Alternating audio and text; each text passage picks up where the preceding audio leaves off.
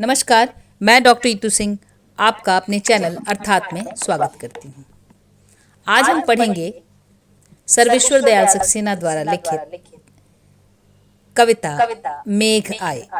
यह कविता ICSE board की 10वीं कक्षा में निर्धारित है। सबसे पहले मैं कविता का पाठ करूंगी, तत्पश्चात शब्दार्थ और व्याख्या बताऊंगी। इसका स्तर मैंने 10वीं के विद्यार्थियों के अनुरूप रखने की कोशिश की है।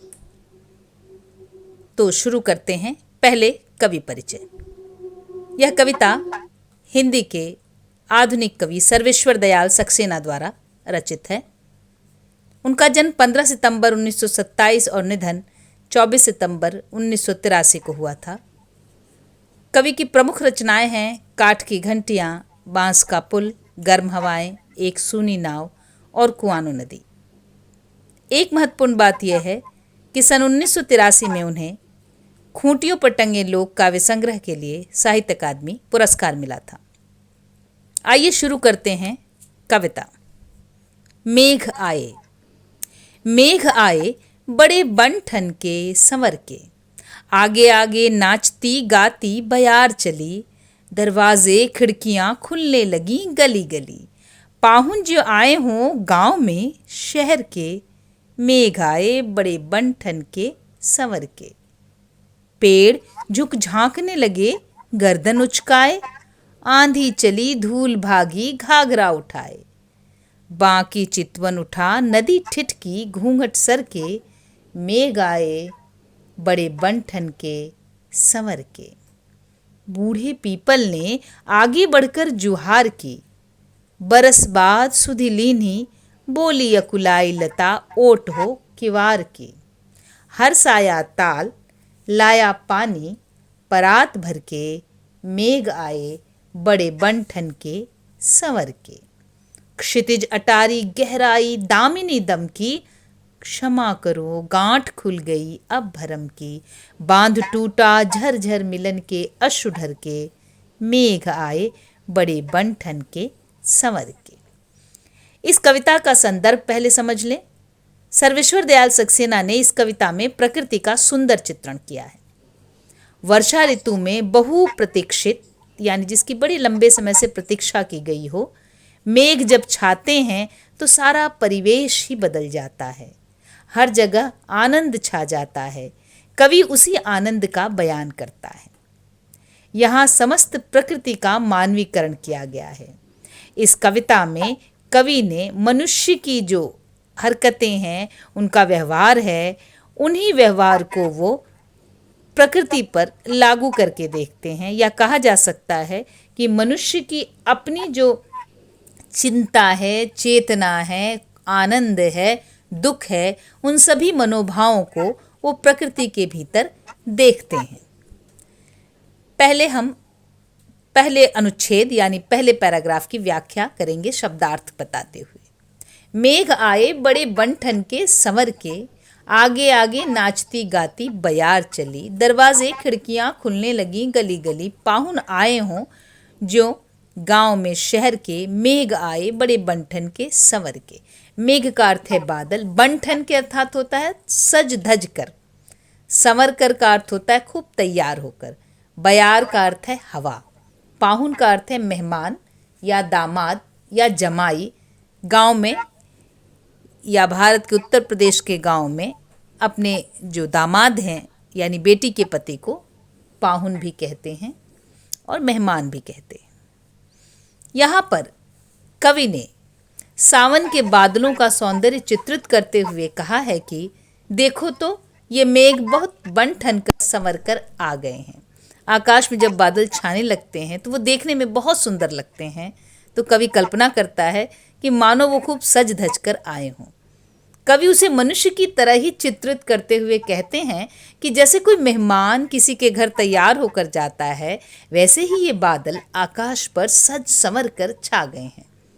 जब गांव में कोई मेहमान आता है तो बहुत से बच्चे उसके आगे आगे दौड़ते चलते हैं। ठीक उसी तरह मेघों के आगे नाचती हुई बयार चल रही है। आगे आगे नाचती गाती बयार चली। इस हवा के प्रभाव से दरवाजे खिड़कियां स्वयं ही खुलने लगती हैं, मानो आए हुए मेहमान को देखने के लिए लोगों ने दरवाजे खिड़कियां खोल ली हों। ऐसा लगता है मानो गांव में कोई मेहमान या दामाद शहर से चलकर आया है और लोग उसे देखने के लिए आतुर हैं, इसलिए अपनी खिड़कियां दरवाजे खोल रहे हैं। वैसे भी जब मेघ छाते हैं तो हवा से अपने आप दरवाजे खिड़कियां हिलने लगते हैं। कवि आगे कहता है, मेघ आए बड़े बंठन के संवर के। अगले पैराग्राफ में, पेड़ झुक झांकने लगे गर्दन उचकाए, आंधी चली धूल भागी घाघरा उठाए, बाकी चितवन उठा नदी ठिठकी घूंघट सर के, मेघ आए बड़े बंठन के संवर के। उचकाना का अर्थ होता है गर्दन उठाकर देखना, बाकी का अर्थ होता है टेढ़ी या तिरछी, चितवन का अर्थ होता है दृष्टि या नज़र, ठिठकी का अर्थ होता है रुक जाना, सरके का अर्थ होता है थोड़ा सा सरकाकर या हटाकर। यहाँ कवि कहते हैं कि बादल के साथ हवा भी चलती है और पेड़ भी हिलते हैं। कवि कल्पना करते हैं मानो पेड़ भी मनुष्य हों जो मेघ रूपी मेहमान को गर्दन उचकाकर दूर से ही देख लेना चाहते हों।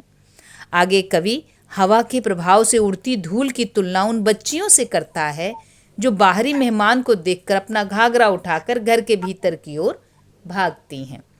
उधर नदी का जल भी हवा से लहरा उठता है, जिसे देखकर कवि को ऐसा लगता है मानो वह नदी गांव की कोई स्त्री हो जो घूंघट के भीतर से टेढ़ी नज़र से आए हुए मेहमान को देखने के लिए ठिठक जाती है, अर्थात रुक जाती है। कवि प्रकृति के हर उपादान को मानवीय रूप में वर्णित करता है। वह गांव का परिवेश दिखाने की कोशिश करता है। गांव के खुले परिवेश में बादलों का मंडराना और गांव के खुले परिवेश में किसी परदेशी या शहरी व्यक्ति का जाना लगभग एक जैसा ही प्रभाव उत्पन्न करता है। आगे की पंक्ति है, बूढ़े पीपल ने आगे बढ़कर जुहार की, बरस बाद सुधिलीनी बोली अकुलाई लता ओठ हो किवार की, हरसाया ताल लाया पानी परात भर के, मेघ आए बड़े बंठन के संवर के।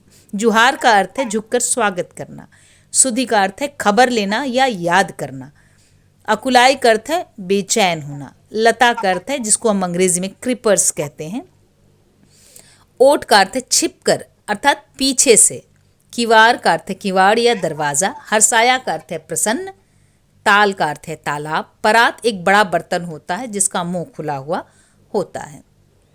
कवि यहाँ कहता है कि मेहमान का स्वागत घर के सबसे वरिष्ठ लोग ही करते हैं, यानी जो सबसे सीनियर होते हैं, जो सबसे बड़े होते हैं, वही स्वागत करते हैं। तो यहाँ एक पीपल का पेड़ है जो हवा से हिलने लगता है मेघों के आने पर, तो ठीक उसी तरह बूढ़े पीपल का पेड़ हवा से झुक जाता है और कवि को ऐसा लगता है मानो वह मेघ रूपी मेहमान का स्वागत कर रहा है। घर आए मेहमान के लिए उसकी पत्नी वर्षों से प्रतीक्षा करती हुई चित्रित की गई है। शहर से जो व्यक्ति आया है उसको ऐसा माना गया है कि वो दामाद है और अपनी पत्नी को लेने के लिए वह आया है। शहर में गया उसका पति बहुत दिनों बाद लौटा है तो वह उसे उपालंभ देती है। उपालंभ का अर्थ है शिकायत करना, मीठी शिकायत करती है। कवि पेड़ों के सहारे बढ़ने वाली लताओं को प्रेमिका या वधू के रूप में दिखाता है। वह लज्जावश किवाड़ के ओट से यानी दरवाजे के पीछे से मेघ से कहती है कि तुमने तो बरसों बाद मेरी खबर ली है। वहीं मेघ के आगमन पर तालाब भी हिलोने लेने लगता है। तो कवि कल्पना करते हैं कि यह ताल कोई बालक या सेवक है जो मेहमान के आने पर प्रसन्न होकर बड़े से परात में पानी भरकर ले आया है ताकि उसका पैर धोया जा सके। भारत के गांवों में यह पुरानी प्रथा थी कि आए हुए मेहमान का सम्मान उसके पैर धोकर किया जाता था, यानी पद प्रक्षालन किया जाता था, उनके पैरों को धोया जाता था। आगे की पंक्तियां हैं, क्षितिज अटारी गहराई दामिनी दम की, क्षमा करो गांठ खुल गई अब भरम की, बांध टूटा झरझर मिलन के अश्रु ढर के, मेघ आए बड़े बंठन के संवर के। क्षितिज का अर्थ होता है आकाश का वह छोर जहां पर एकदम आखिरी छोर, जहां धरती और आकाश मिलते हुए लगते हैं। अटारी का अर्थ है छत, गहराई का अर्थ है घना होना या गहरा होना या अंधेरे होने को भी कहते हैं। दामिनी का अर्थ है बिजली, दमकी का अर्थ है चमकना, गांठ खुल गई अर्थात मतभेद का दूर होना यह मुहावरा है। भरम का अर्थ है भ्रम या संदेह या शक, बांध का अर्थ है बंधन, अश्रु का अर्थ है आंसू, ढरके का अर्थ है बहना या ढुलकना। यहाँ कवि अंतिम पंक्तियों में बताता है कि मेघ जब घर में प्रवेश कर जाते हैं, यानी मेघ जब पूरे गांव पर छा जाते हैं, तो इसके बाद उसके बरसने का वर्णन करते हुए कवि मानवीय संवेदनाओं से उसका मिलान करता चलता है। मेघ के छाने के बाद बिजली कड़कती है और बारिश होती है और चारों ओर प्रसन्नता की लहर दौड़ जाती है। यहाँ कवि कल्पना करता है कि ये मेघ उसकी प्रेयसी या प्रिया से मिलने जाता है। जैसे क्षितिज पर घने बादल छा जाते हैं और बिजली कड़कती है, ठीक वैसे ही घर की छत पर पति पत्नी के बीच गहरी बातचीत होती है, जिसमें नाराजगी भी है और कुछ प्रसन्नता भी है। और वे एक दूसरे से क्षमा मांगते हैं, एक दूसरे से शिकायत करते हैं और उनके मन का सारा संदेह दूर हो जाता है। तो वह कहती है कि क्षमा करो, गांठ खुल गई अब भरम की, कि मुझे माफ़ करो, मेरे मन में जो संदेह था सब दूर हो गया। जैसे बिजली कड़कने के बाद बरसात होती है, वैसे ही उनके मिलन से मन के सारे बांध टूट गए हैं और आंखों से खुशी के आंसू ढुलकने या बरसने लगे हैं।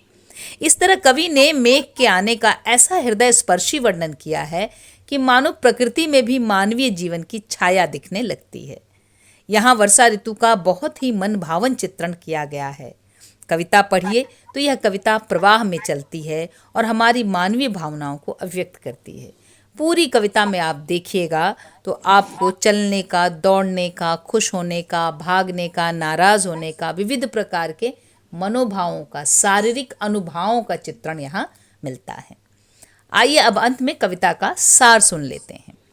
सर्वेश्वर दयाल सक्सेना यहाँ वर्षा ऋतु का वर्णन बहुत ही सुंदर ढंग से करते हुए कहते हैं कि मेघ शहर से गांव की ओर मेहमान की तरह सज धज कर चले आए हैं।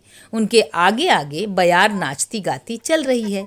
बयार के चलने से हर तरफ दरवाजे खिड़कियां खुलने लगी हैं, मानो लोग मेहमान को देखने को आतुर हों। बादलों के आने पर झुके हुए पेड़ अपनी गर्दन उचकाकर उन्हें निहारने लगते हैं। धूल भरी आंधी मानो अपना घाघरा उठाकर भागने लगी। नदी मानो किसी स्त्री की तरह अपना घूंघट हटाकर तिरछी नजर से देखने लगी है। पीपल का पेड़ हवा से ऐसे झुक गया है जैसे कोई बुजुर्ग आए मेहमान का स्वागत कर रहा हो।